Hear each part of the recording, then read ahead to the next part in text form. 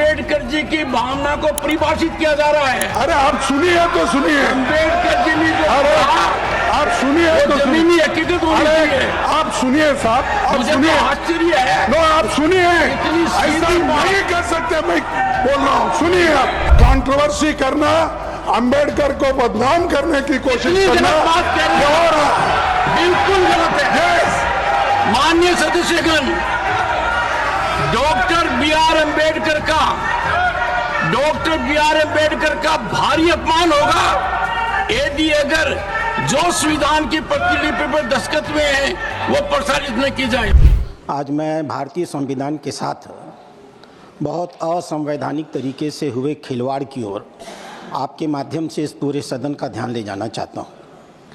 आज देश का एक आम नागरिक, चाहे विधि शास्त्र का एक आम छात्र, अगर भारत के संविधान की पुस्तक बाजार में खरीदने जाता है तो उसे वह मूल प्रति प्रिंटेड रूप में नहीं प्राप्त होती है जिसके ऊपर 26 जनवरी 1949 को भारत के संविधान निर्माताओं ने दस्तखत किए थे। इस संविधान के कुछ प्रमुख हिस्सों को न जाने किन कारणों से असंवैधानिक तरीके से संविधान के हिस्से से निकाल दिया गया। हम सभी जानते हैं कि संविधान में अगर कोई संशोधन करना है तो संविधान संशोधन की एक प्रक्रिया है और उसके माध्यम से संविधान का एक भी कामा, फुल स्टॉप, कोई भी अक्षर, कोई भी शब्द, कोई भी टर्म हटाया जा सकता है। बिना उसके किसी प्रकार का कोई परिवर्तन नहीं किया जा सकता। लेकिन मैं जानना चाहता हूं और इस देश के नागरिक जानना चाहते हैं, क्या कारण थे कि 26 जनवरी 1949 को जो भारत के संविधान पर हस्ताक्षर किया गया, उनके महत्वपूर्ण हिस्सों को कुछ लोगों ने न जाने कब बिना किसी संसदीय स्वीकृति के उन्हें हटा दिया। मैं उदाहरण के रूप में दूंगा। भारत के संविधान को रचते समय सभापति महोदय, संविधान सभा ने नंदलाल बोस जी को निमंत्रित किया था। संविधान सभा ने उन्हें निर्देशित किया था कि संविधान की भावनाओं को परिलक्षित करने के लिए कुछ इलस्ट्रेशंस बना करके संविधान के हिस्से बनाए गए। नंदलाल बोस जी ने भारत के तत्कालीन संविधान के 22 अध्यायों के सर्वोत्तम पहले पेज पर ऊपर के स्थान पर 22 इलस्ट्रेशंस बनाए। क्या थे वो इलस्ट्रेशंस? भारतीय सभ्यता की सर्वोच्च प्रतिनिधि, प्राचीनतम प्रतिनिधि सिंधु घाटी की सभ्यता का जो मोहनजोदड़ो का सील था वो बनाया गया था, जिसे इन लोगों ने हटा दिया। भगवान श्री राम जब लौट करके आ रहे थे, भारत का भगवान श्री राम जब लौट करके अयोध्या आ रहे थे, उनके इस वापस लौटने की फोटो बनाई गई थी जो हटा दी गई। भगवान कृष्ण युद्ध के मैदान में जब सरमन दे रहे थे, उस पूरे दृश्य को हटा दिया गया। भगवान बुद्ध की फोटो को, उनके आदेश को हटाया गया। भगवान महावीर के उपदेश देते हुए हिस्से को हटाया गया। सम्राट विक्रमादित्य की फोटो को हटाया गया। यहाँ तक कि महात्मा गांधी की 2 फोटोज थी, उन दोनों फोटोज को इन लोगों ने हटा दिया। लक्ष्मीबाई की फोटो इन लोगों ने हटाने का काम किया। शिवाजी की फोटो इन लोगों ने हटाने का काम किया। हिमालय, समुद्र जो भारत की सीमाएं बनाती थी, उनके फोटो इन्होंने हटाने का काम किया। नेताजी सुभाष चंद्र बोस की फोटो ये स्वीकार नहीं कर पा रहे थे। नेताजी सुभाष चंद्र बोस के प्रति मैं इतनी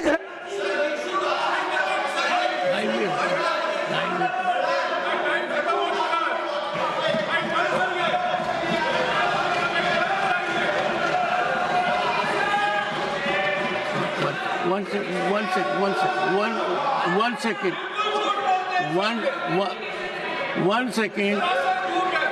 माननीय सदस्यगण, मैं बताता हूँ। माननीय एक सेकंड। माननीय सदस्यगण, भारत के संविधान जो हस्ताक्षरित है वही हमारा संविधान है और उस संविधान में जो संशोधन हुए हैं वो इसका हिस्सा है। ये निर्विवाद है कि जो संविधान हस्ताक्षरित है और जो सदन में भी है उसमें संशोधन है, वही प्रचारित होना चाहिए। यदि अगर कोई भी प्रसारण इसके विभिन्न है, मतांतर है, तो वो किसी भी तरीके से मर्यादित नहीं कहा जा सकता। I will appeal to the leader of the house to ensure that in the country only the authentic version of the Indian Constitution be promulgated. Any violation of this should be taken quite seriously by the government and severe action taken.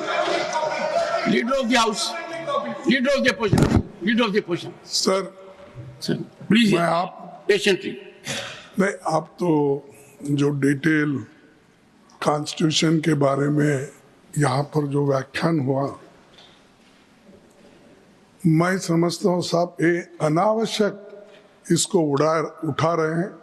और doctor Ambedkar, बाबा साहब अंबेडकर ने जो कानून बनाया यानी constitution बनाया, उसको controversy में लाना चाहते हैं और उसको कंट्रोवर्सी में लाकर ये कहना चाहते हैं माननीय प्रतिपक्ष के नेता जी, अंबेडकर जी की भावना को परिभाषित किया जा रहा है। अरे आप सुनिए तो सुनिए, अंबेडकर जी ने जो आप सुनिए तो सुनिए, हकीकत होनी चाहिए। आप सुनिए साहब, आप मुझे सुनिए, तो आश्चर्य है। नो आप सुनिए, इतनी ऐसा सीधी बात। नहीं कर सकते। मैं बोल रहा हूँ, सुनिए आप सर।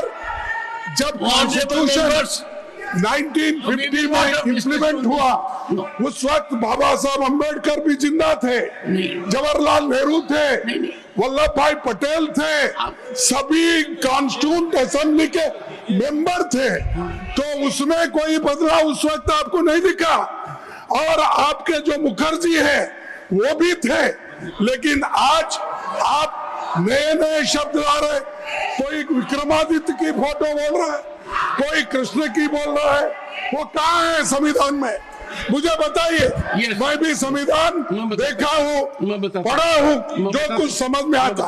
आप तो एडवोकेट है साहब, आप कभी देखे संविधान में कुछ बदलाव हुआ है? मैं बताता हूँ। और जो भी हुआ है वो कंसेंट से हुआ है, सदन के कंसेंट से हुआ है। माननीय सदस्यगण, एक सेकंड, ये ठीक नहीं। आप अलाउ करके ये बात इसको बढ़ाना, सदस्यगण तो कंट्रोवर्सी करना, अंबेडकर को बदनाम करने की कोशिश करना बिल्कुल गलत है। माननीय सदस्यगण, डॉक्टर बी आर अम्बेडकर का भारी अपमान होगा यदि अगर जो संविधान की प्रतिलिपि पर दस्तखत हुए हैं वो प्रसारित न की जाए। सदन के नेता। सर, आदरणीय सभापति जी, जो विषय हमारे सदस्य राधा मोहन दास अग्रवाल जी ने 0 आवर में उठाया है, ये बहुत ही महत्वपूर्ण है।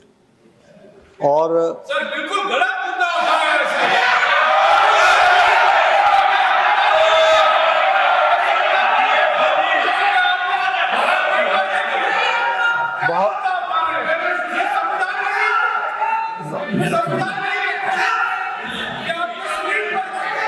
जयराम जी, मैं बोल रहा हूँ, आप ये बहुत ही महत्वपूर्ण मुद्दा उठाया है। महत्वपूर्ण मुद्दा इस तरीके से है कि उन्होंने जो कहा कि संविधान की जो मूल प्रति है, उस मूल प्रति में बहुत से इलस्ट्रेशंस हैं और वो इलस्ट्रेशंस के साथ कॉन्स्टिट्यूशन की कॉपी है। वर्तमान में जो कॉन्स्टिट्यूशन की कॉपी पब्लिश हो रही है उसमें वो इलस्ट्रेशंस नहीं है। आपके स्क्रीन पर देखे नहीं है, उसमें वो इलस्ट्रेशंस नहीं है।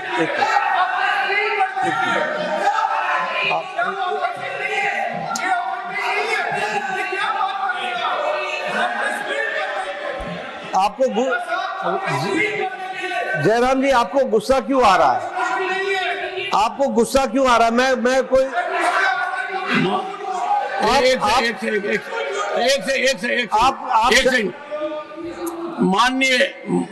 माननीय प्रतिपक्ष, माननीय सदन के नेताजी, जयराम जी को गुस्सा क्यों आ रहा है यह भारत का स्वास्थ्य मंत्री बताएगा। ये आपकी जिम्मेवारी है। ये देखिए, ये मूल प्रति है, इसमें पूरा इलस्ट्रेशन दिया हुआ है, ये बता रहा है।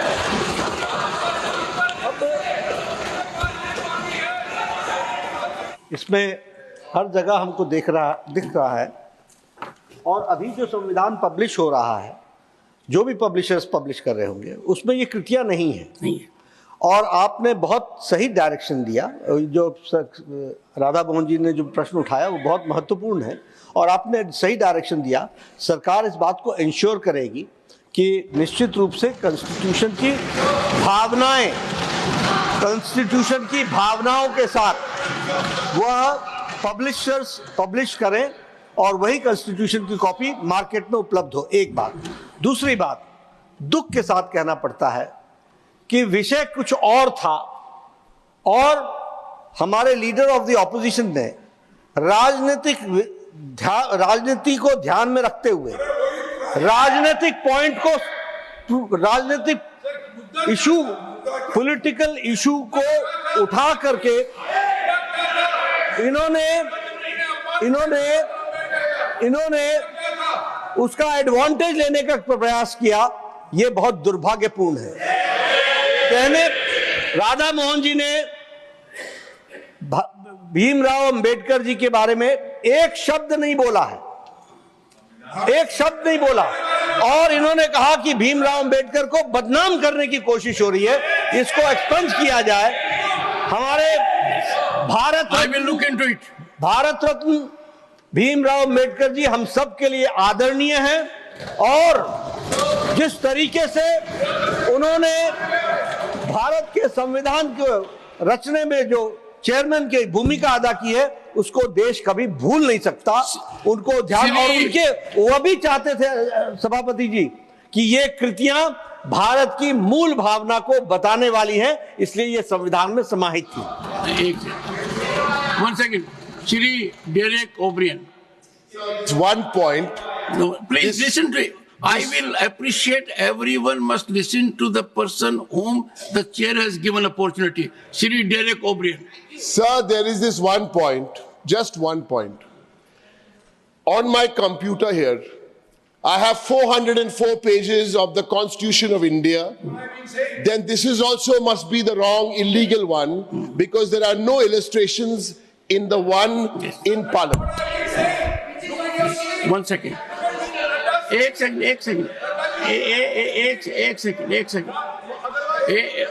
second. Now please, honorable members, a very valid issue has come to the attention of the Council of States.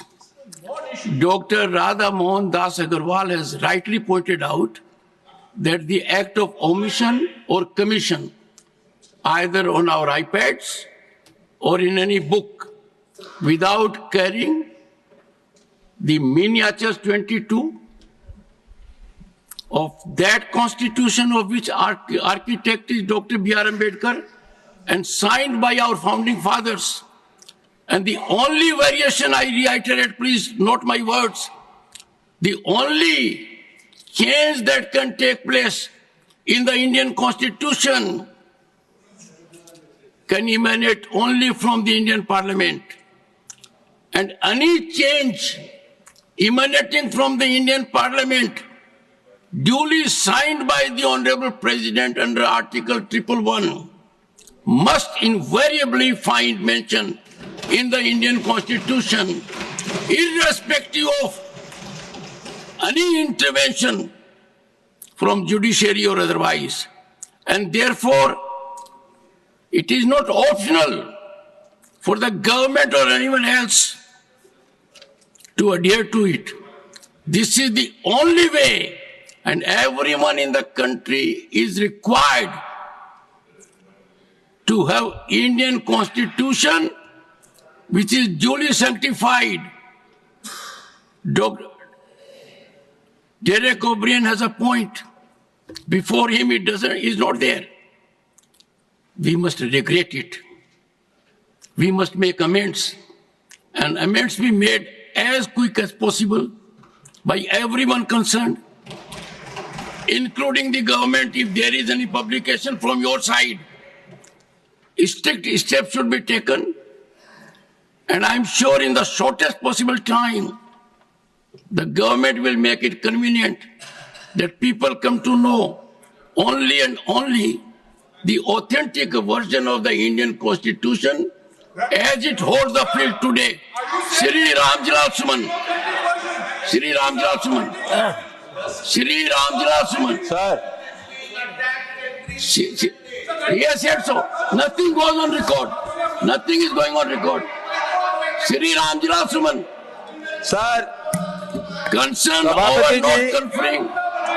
Concern over not conferring Bharat Ratna to Raja Mahendra Pratap. Raja Mahendra Pratap was the first सभापति person. जी, सभापति, Sir, enough, that is over. Sorry, please over, sir. We can't have it open-ended, sir. Your intervention I have noticed. Constitution print करके हमको आते हैं राज्यसभा से लोकसभा के सदस्यों को आप भी प्रिंट करके देते हैं We will make amends. क्या उसमें है We will make amends. Anyone who has done this omission is responsible. No one is accepted to it. I am not accepted to it. The nation will have only the constitution given by Dr. Ambedkar and founding fathers with the changes effected by the parliament.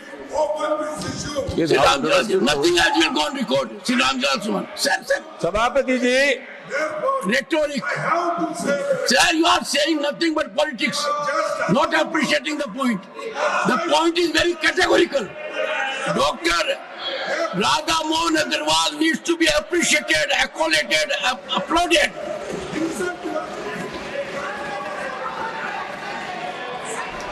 Sir, मैं बार बार, सभापति जी, मैं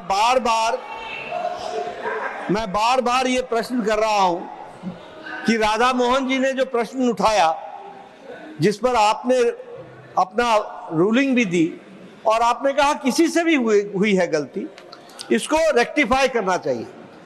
मैं ये जानना चाहता हूं कि विपक्ष को इसमें तकलीफ क्या हुई है। विपक्ष को यह कहना चाहिए था कि very good Radha Mohan ji, you have raised a very valid point and it should be taken care, and who is the custodian? The government should rectify, and I say that we rectify it. इनको तकलीफ क्या होती है?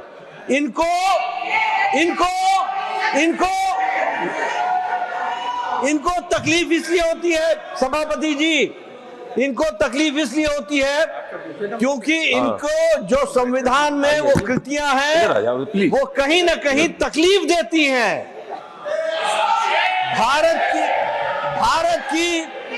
भारत की संस्कृति को याद करना और हमारे आने वाले जनरेशंस उसको याद रखें, उसको उससे वंचित रखने में इनका एजेंडा है।